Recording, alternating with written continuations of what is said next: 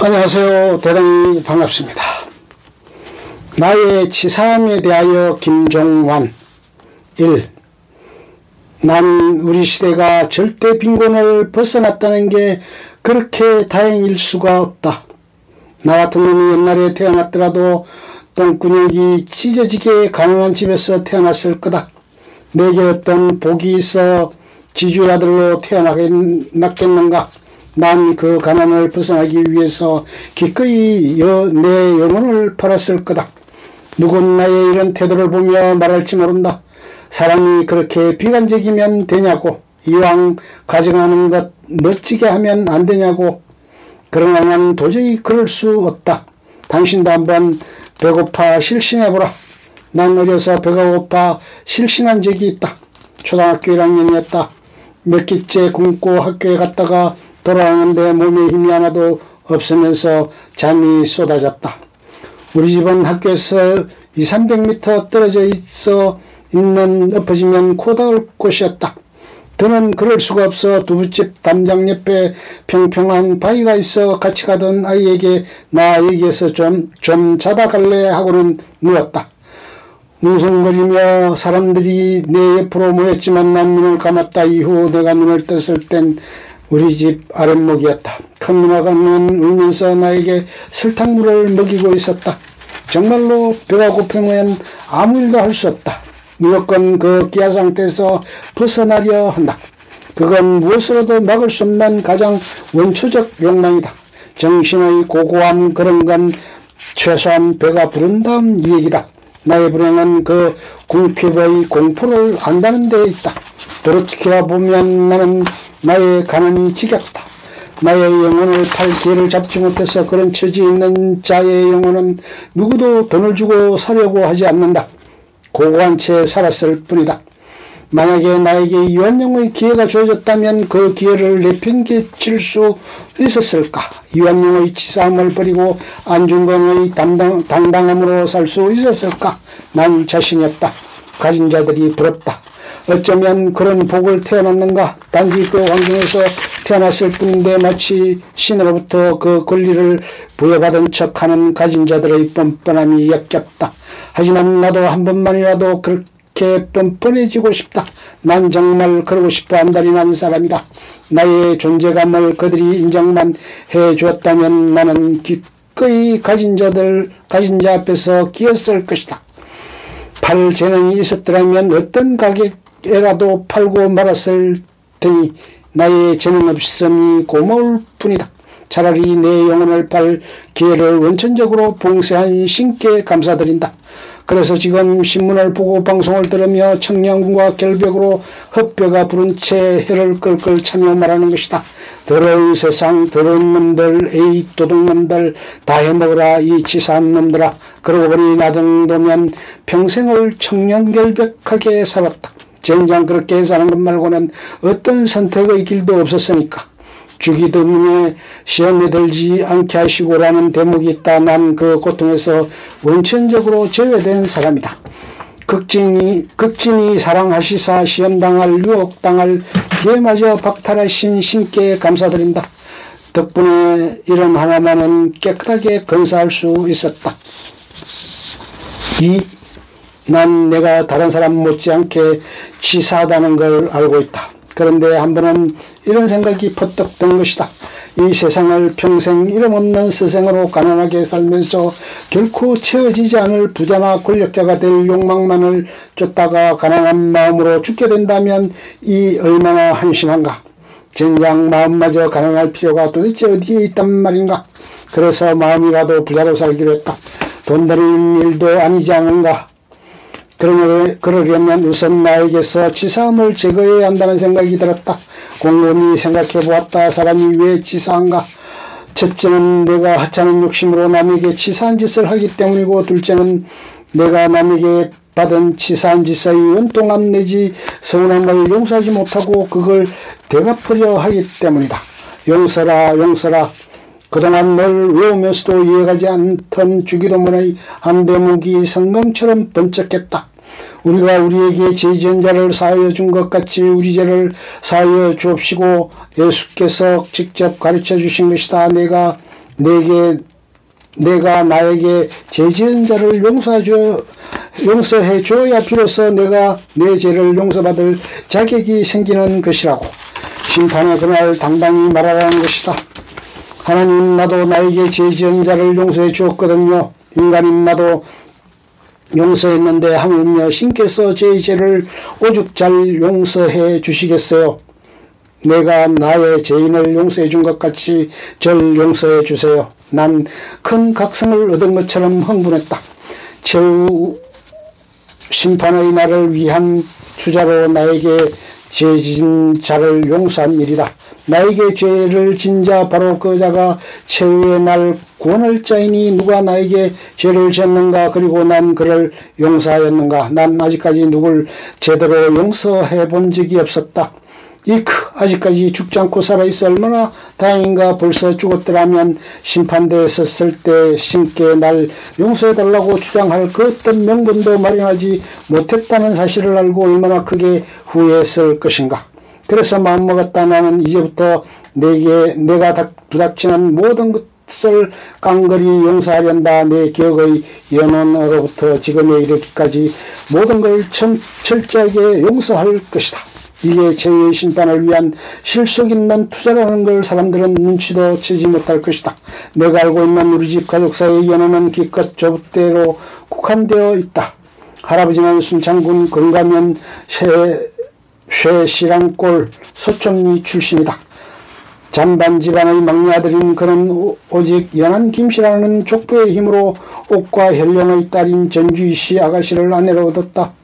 할머니가 시집올 때는 몸종이 한 명 따라왔다는 말도 있으나 이후 그 몸종에 대한 말들이 일치 없는 거로 보면 믿을 만한 말은 아닌 것 같다. 문제는 이 전주희씨 새색시였다. 여자이지만 모르는 문장이 없었고 청산유수의 말씀실을 지녔다. 그녀는 책 읽는 것 말고는 아무것도 하지 못하는 신랑을 꼬드겨서 담양 읍내로 나왔다. 담양은 순창에 비할 수 없을 만큼 산물이 풍부한 곳이다. 평야가 넓어 큰 부자들이 많았고 축제공품이 발달해서 농토가 없는 사람들도 소쿠리를 짜거나 잔빗을 만들면 먹을 것을 걱정하지 않았다.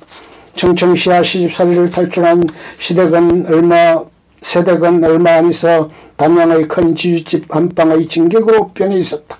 마님의 가정교사격으로 마님이 심심치 않게 이야기 상대가 되어주고 자문에 응하고 문장을 가르치고 편지도 써주고 그러면서 굽실거리지 않고 당당했다고 했다. 덕분에 할아버지는 소작을 얻기가 수월했을 것이다. 부잣집 안방에서 놀다가 저녁이면 초라한 자기 집 초가집으로 돌아가는 할머니의 마음이 어떠했을까.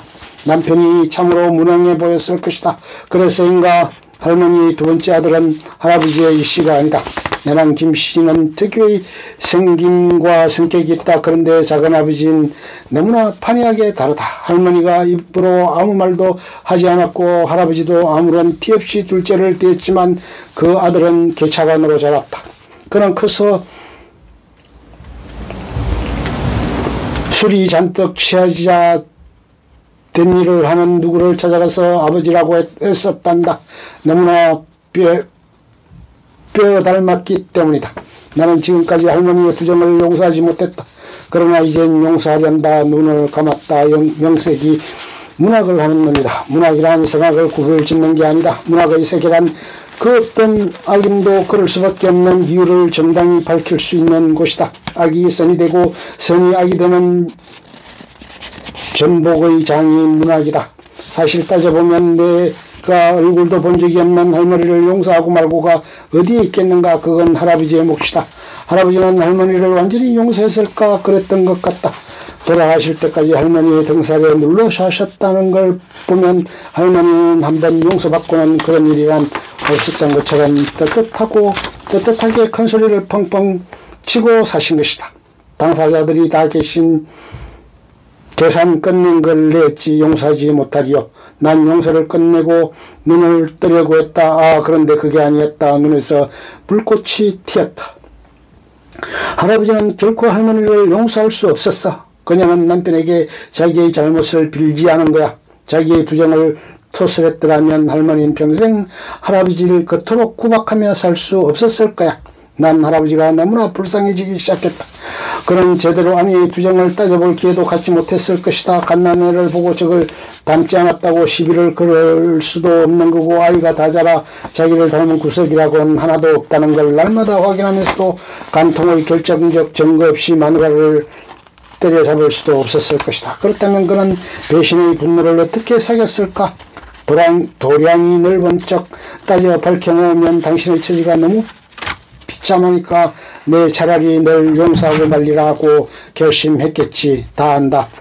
다시는 그런 잘못을 저지르지 말아라. 남편이 비장하게 말하자 아내는 반성한 척 고개를 숙였으리라. 그러나 세월은 모든 것을 흐려놓는다. 세월이 흐르면서 아내는 시침이 뚝대고 자기의 부정의 정당성을 부여하기 위해 남편의 무능을 악착같이 부각시키며 함부로 대했을 것이다.